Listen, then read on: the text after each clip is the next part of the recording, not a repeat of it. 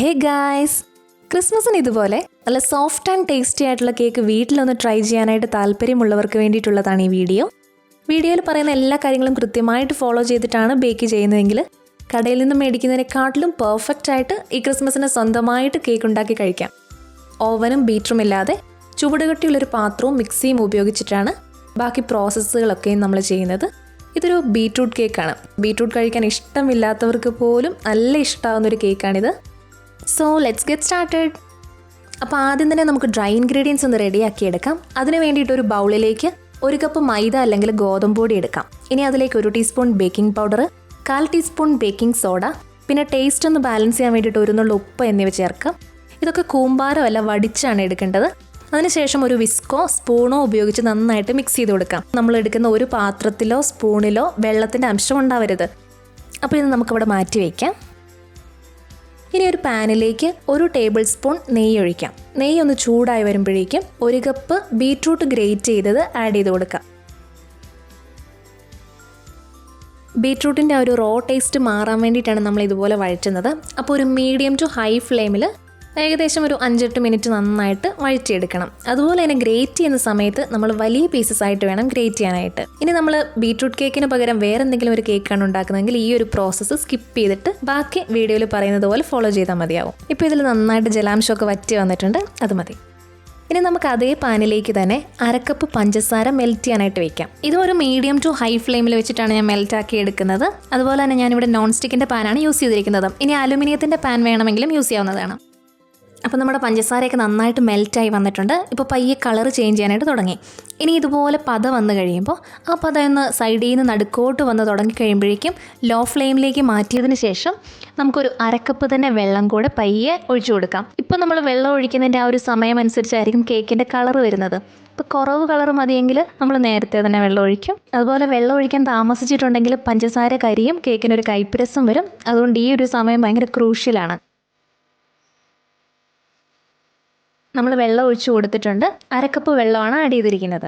മെൽറ്റായിരിക്കുന്ന പഞ്ചസാരയിലേക്ക് വെള്ളം ഒഴിക്കുമ്പം എല്ലാം കൂടെ ഒന്ന് തെറിക്കും. അതുകൊണ്ട് കൈയൊന്നും പൊള്ളാതെ സൂക്ഷിച്ച് ലോ ഫ്ലെയിമിലാക്കിയതിന് ശേഷം ചെയ്യുന്നതായിരിക്കും നല്ലത്. ഇപ്പോൾ ഇത് നന്നായിട്ട് തിളച്ച് വന്നിട്ടുണ്ട്. ഇനി നമുക്ക് വഴറ്റി വെച്ചിരിക്കുന്ന ബീറ്റ്റൂട്ട് ആഡ് ചെയ്ത് കൊടുക്കാം. ഇനി നമുക്കിതിലേക്ക് ഒരു പിടി കിസ്മിസ് കൂടി ആഡ് ചെയ്ത് കൊടുക്കാം. ഏകദേശം ഒരു 10-15 എണ്ണമൊക്കെ ഉണ്ടായിരുന്നു. ഇനി ഇതെല്ലാം കൂടെ നന്നായിട്ട് മിക്സ് ചെയ്യുക. ഇനി ഇതിലേക്ക് 1 നുള്ള ഗ്രാമ്പൂ പൊടിച്ചതും കൂടെ ചേർക്കുക എന്നുണ്ടെങ്കിൽ നല്ലൊരു ഫ്ലേവർ ആയിരിക്കും. അപ്പോൾ അത് നന്നായിട്ട് തിളച്ച് പത പോലെ വന്നു കഴിയുമ്പോഴേക്കും ഫ്ലെയിം ഓഫ് ആക്കി വയ്ക്കാം. ഇനി ഇത് തണുക്കാനായിട്ട് മാറ്റി വയ്ക്കാം. റൂം ടെമ്പറേച്ചറിലാകുന്നത് വരെ വെയിറ്റ് ചെയ്യണം. ഈ ഒരു സമയം നമുക്ക് പഞ്ചസാര ഒന്ന് പൊടിച്ചെടുക്കാം. അതിന് വേണ്ടിയിട്ട് മിക്സിയുടെ ആ ഒരു ചെറിയ ജാറിലേക്ക് 1/2 കപ്പ് പഞ്ചസാരയും 4 ഗ്രാമ്പൂവും പിന്നെ 3 ഏലക്കായുടെ കുരു മാത്രം എടുത്തതും കൂടി ആഡ് ചെയ്ത് കൊടുക്കാം. ഇനി ഇത് നന്നായിട്ട് പൊടിച്ചെടുക്കണം. പൊടിക്കുന്ന സമയത്ത് മിക്സിയുടെ ജാറ് ഒരുപാട് ചൂടാവാതെ ശ്രദ്ധിക്കണം. അപ്പോൾ നമ്മൾ പഞ്ചസാര നല്ല ഫൈനായിട്ട് പൊടിച്ചെടുത്തിട്ടുണ്ട്. ഇനി അത് മാറ്റി വയ്ക്കാം. ഇനി മിക്സിയുടെ ആ ഒരു വലിയ ജാറിലേക്ക് റൂം ടെമ്പറേച്ചറിലുള്ള 2 മുട്ട എടുത്ത് പൊട്ടിച്ചൊഴിക്കാം. ഇതിലേക്ക് നമുക്ക് കുറച്ച് വാനില എസൻസ് കൂടി ആഡ് ചെയ്യാനായിട്ടുണ്ട്. അപ്പോൾ വാനില എസൻസിൻ്റെ ബോട്ടിൽ എപ്പോഴും നമ്മൾ ഉപയോഗിക്കുന്നതിന് മുന്നേ ഒന്ന് കുലുക്കിയതിന് ശേഷം വേണം എടുക്കാനായിട്ട്. ഒരു 2 ടീസ്പൂൺ വാനില എസൻസ് കൂടി ഇതിലേക്ക് ആഡ് ചെയ്തിട്ടുണ്ട്. ഇനി ഇത് നമ്മൾ മിക്സിയിൽ ഏകദേശം ഒരു 1 മിനിറ്റ് നേരം നന്നായിട്ട് അടിച്ച് പതപ്പിച്ചെടുക്കാൻ പോവുകയാണ്. ഹൈ സ്പീഡിലിട്ട് വേണം ചെയ്യാനായിട്ട്. അങ്ങനെ നമ്മൾ മുട്ടയൊക്കെ നന്നായിട്ട് പതപ്പിച്ചെടുത്തിട്ടുണ്ട്. ഇനി അതിലേക്ക് പൊടിച്ചു വെച്ചിരിക്കുന്ന പഞ്ചസാര ആഡ് ചെയ്ത് കൊടുക്കാൻ പോവുകയാണ്. അതും ഇതുപോലെ ഏകദേശം ഒരു 1 മിനിറ്റ് സമയം ഹൈ സ്പീഡിൽ ബ്ലെൻഡ് ചെയ്തെടുക്കാം. അപ്പോൾ അത് നമ്മൾ നന്നായിട്ട് മിക്സ് ചെയ്തെടുത്തിട്ടുണ്ട്. ഇനി ഇതിലേക്ക് 1/2 കപ്പ് സൺഫ്ലവർ ഓയിലും കൂടി ആഡ് ചെയ്യാണ്. ഇനി ഇത് നമ്മൾ ലോ സ്പീഡിൽ ഒരു 15 സെക്കൻഡ്സ് മാത്രമേ അടിച്ചെടുക്കുന്നുള്ളൂ. ഓയിൽ ആഡ് ചെയ്തതിന് ശേഷം നമ്മൾ ഒരുപാട് നേരം അടിക്കാൻ പാടില്ല. അതുകൊണ്ടാണ് അങ്ങനെ ചെയ്യുന്നത്. അപ്പോൾ അതും റെഡിയായി വന്നിട്ടുണ്ട്. നമ്മളിതൊരു ബൗളിലേക്ക് മാറ്റുകയാണ്. ഈ ഒരു സമയം നമുക്ക് ഓവൻ സെറ്റപ്പ് ചൂടാക്കാൻ വെക്കാവുന്നതാണ്. ഇനി നമ്മൾ എല്ലാ ഇൻഗ്രീഡിയൻസും ഈ ഒരു ബൗളിലെ മിക്സുമായിട്ട് മിക്സ് ചെയ്തെടുക്കാൻ പോവാണ്. വേണ്ടിയിട്ട് ആദ്യം നമ്മൾ തണുക്കാൻ മാറ്റി വെച്ചിരുന്ന ആ ഒരു കാരമൽ സിറപ്പിൻ്റെ മിക്സ് ആഡ് ചെയ്ത് കൊടുക്കുകയാണ്. ഈ മിക്സിന് ഒട്ടും ചൂടുണ്ടായിരിക്കരുത്. ഒരു വിസ്കോ സ്പാച്ചുലയോ ഉപയോഗിച്ച് നമുക്കിത് മിക്സ് ചെയ്തെടുക്കാം. കേക്കിൻ്റെ ബാറ്റർ മിക്സ് ചെയ്യുമ്പോൾ എപ്പോഴും ഏതെങ്കിലും ഒരു ഡയറക്ഷനിലേക്ക് വേണം മിക്സ് ചെയ്യാനായിട്ട്. ഒന്നെങ്കിൽ ആൻറ്റി ക്ലോക്ക് വൈസ് ഡയറക്ഷൻ അല്ലെങ്കിൽ ക്ലോക്ക് വൈസ് ഡയറക്ഷൻ. ഇനി ഓവൻ സെറ്റപ്പ് ചെയ്തതിൻ്റെ വീഡിയോ ഞാൻ എടുത്തിട്ടില്ല. സോ അതെങ്ങനെയാണ് ചെയ്തിരിക്കുന്നത് ഞാനൊന്ന് പറഞ്ഞു തരാം. ഏതെങ്കിലും ഒരു ചുവട് കട്ടിയുള്ളൊരു പാത്രം എടുക്കുക.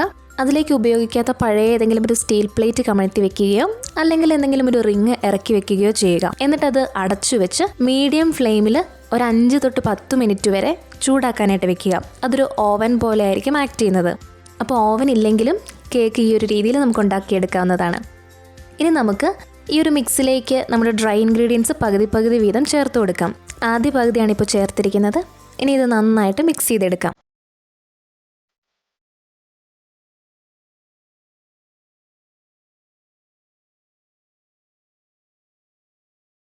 ഇനി നമുക്ക് ബാലൻസ് ഇരിക്കുന്ന മൈദയുടെ മിക്സ് ഇടുന്നതിന് മുൻപ് അതിൽ നിന്ന് കുറച്ച് മൈദ എടുത്ത് മാറ്റി വെച്ചതിന് ശേഷം അതിലേക്കൊരു 10-12 കാഷ്യൂ നട്ട്സ് ചെറുതായിട്ടൊന്ന് ക്രഷ് ചെയ്ത് മിക്സ് ചെയ്യുക.